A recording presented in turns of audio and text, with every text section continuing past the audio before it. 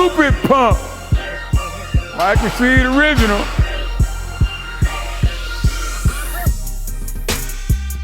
As Mike Rashid, how many reps you gonna do? How many sets? Yeah, I don't know. I don't know how many I'm gonna do. Ain't no telling. Stupid pump. Yeah, stupid pump. My chest got tight just from looking. I ain't doing shit. Just standing here looking like my shit got tight. You sitting there typing some fucked up comment on YouTube and getting tight. Just looking at this shit. What's going on, y'all? You've been asking for a chest workout, and I hook y'all up. I give y'all what y'all want. Now, I can come in and do just a basic chest workout. What will I get out of that? I will just maintain what I already have.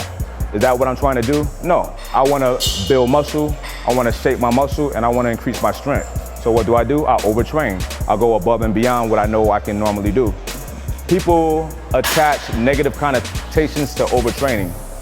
We're done with that. We're taking overtraining back and we're gonna make it positive. So what I want y'all to do, spread the word, overtraining is good. That's the only way to grow. Overtrain, you gotta train hard, you gotta go hard. It's overtraining to them, Mike Rashid. Overtraining to the ordinary average motherfucker is overtraining. Average buy clothes off the rack at Baby Gap. They try to do this shit at home in Bon land. They have to call in sick for work. To a mere mortal, it is overtraining.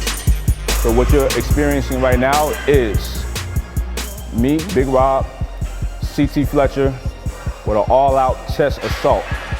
I call this overtraining. Now, simple principles with how I train, my density style training. Pyramid sets and drop sets are a must. Always work up to a heavy set, okay? Always work up to a 3 to a 1 rep max, okay?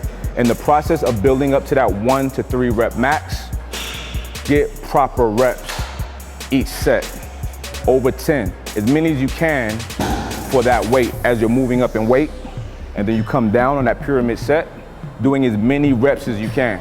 The last weight that you hit, burn out, go all the way out. So you're getting the best of both worlds. You're getting your heavy weight, you're getting your high rep range. We're only doing the basics, nothing fancy. So we're starting out with the flat bench. Building up to a relatively heavy weight.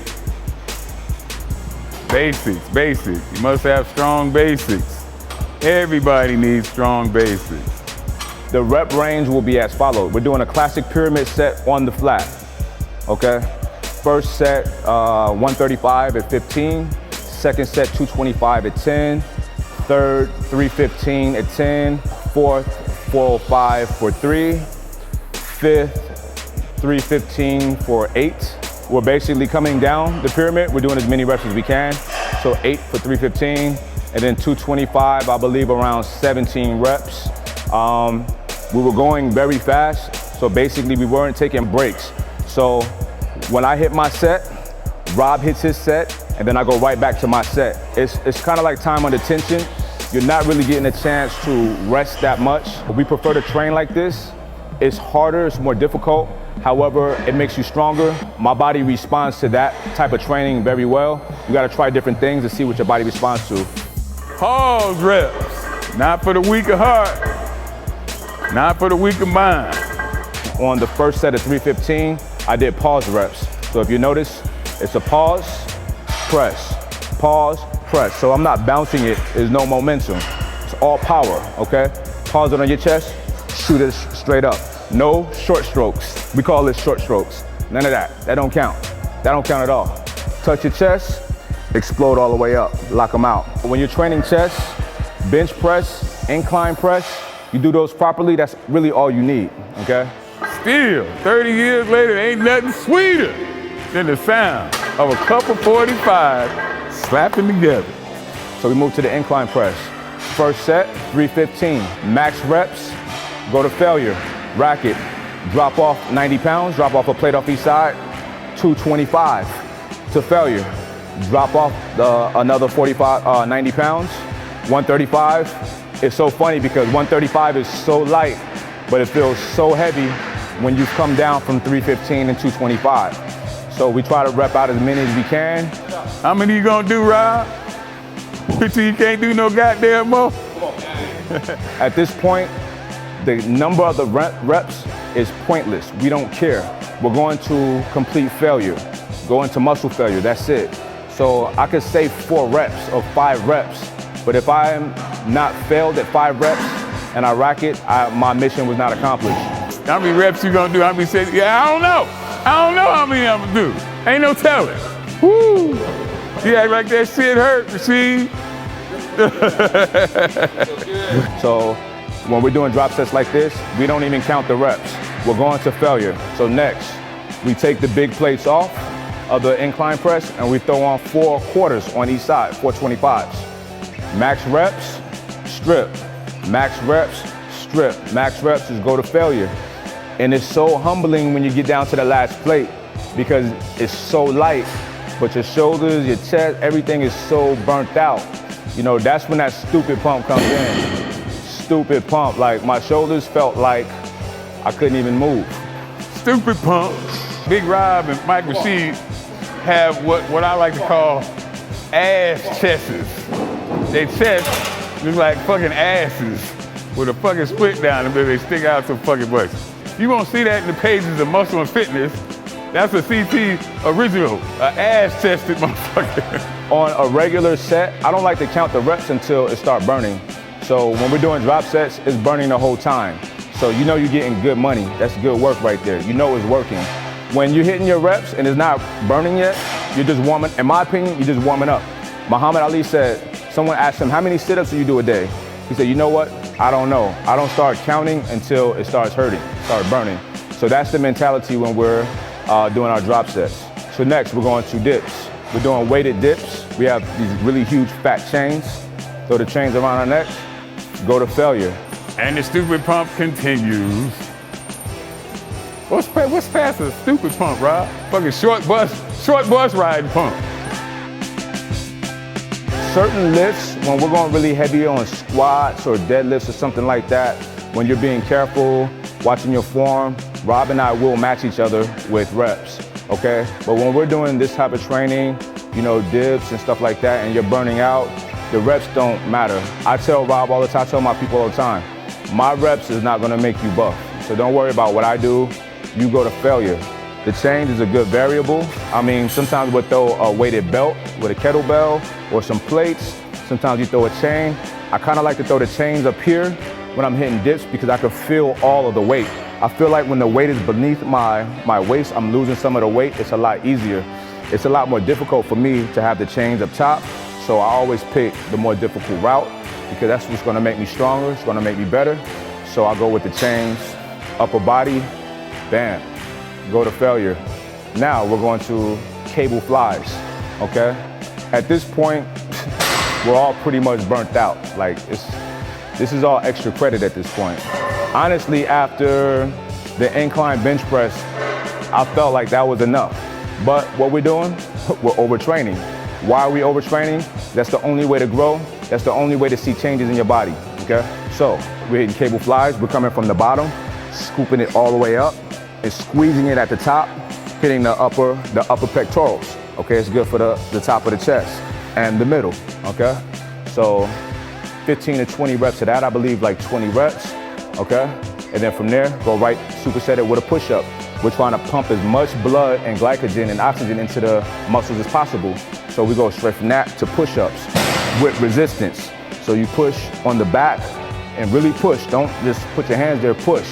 And you try to bang out as many push-ups as you can. Your muscles expand when you're pumping blood and oxygen into the cells. So that's why when you're trying to grow, you gotta hit a lot of reps. You gotta do a lot of work. You know, 3 sets of 10 is just not gonna cut it. You know, you gotta go all out. And I can't even tell you a rep range that will cut it. What will cut it is you going to muscle failure every time. Burn that, you know, you gotta burn out. You gotta go all the way out. So that's why we'll go from the flies straight to the push-ups. Another thing that helps your body grow is muscle confusion. So what we do for the next set, we change the positions of the cables and we start coming down. Get it? The fuck is all that shit running across his chest, goddammit? Fuck is all them trenches and valleys and shit? It's still hitting the entire pec. Same thing. You're squeezing it at the bottom. Don't just go fast just to get your reps in. No, I want you to come all the way down and squeeze it. Give yourself like a 1 or 2 second hold. Boom. Squeeze it like that, okay? Knock out as many reps of that as possible, and then you drop and hit a different variation of push-ups, okay? In this instance, it's gonna be touch hands. So you put your hands fairly wide, push up, and slowly touch the hand. Boom, slowly touch the hand. That's one. You touch each hand, that's 1 rep, okay? And then if you still got more in you, when you can't do that, that's too difficult, then just hit regular push-ups, pumping that blood into that and that oxygen into those muscles. That's how it grows. You expand those cells, that's how it grows. It takes a lot of reps for this, okay? Mike Rashid always trying to throw some shit in the game, ain't he, Big Rob? He's always trying to put some shit in the game. Always trying to outdo himself. Let me think, how can I make this shit harder on myself? Well, all you motherfuckers looking for the easy way out, Mike Rashid over here trying to make it harder. And that is why he look like he do and you look like you do. I'm always coming up with new games to play when training. So I always like to finish off each workout with a finisher. And today, the finisher is last man standing push-ups. They sell machines now to help you do push-ups, don't they? What kind of bullshit is that? Wait a minute, let me go get my perfect push-up machine. Let me go get my shit out the closet so I can do some push-ups. What kind of bullshit is that? The perfect push-up is the one that make you goddamn near fall on your face when you try to do that motherfucker. Then you doing a perfect push-up. That push-up that have your ass puckering up and your motherfucking knees clattering, your elbows quivering. Then you doing a fucking perfect push-up. Your resting position is like this in an upright plank or the top of a push-up position. You don't arch your back, you don't bend your butt up in the air, none of that. You don't rest on your knee. Any of that is a disqualification. One person do a push-up, 1, next person, 1, next person, 1, however many you got. Everybody do 1 push-up, then whoever started, 2, 2, 2, 3, and so on and so forth. 2, 2, 2, 2, 2, 2. No high-assed shit, Rob. And until everybody goes to failure. The name of the game is hitting your reps till failure, going to muscle failure, what most call overtraining. That's the only way to grow, all right? So that's it. Finish your workout. You better have a stupid pump at the end of your workout. But if you like me, you're gonna have a stupid pump during the first exercise of your workout and you're gonna keep working out. That's overtraining. That's what you want. Overtraining is a good thing. Spread the word, all right?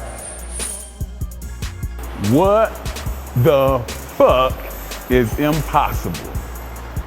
Not a goddamn thing. Once you believe that shit, that's half the fucking battle right there. Nothing is impossible.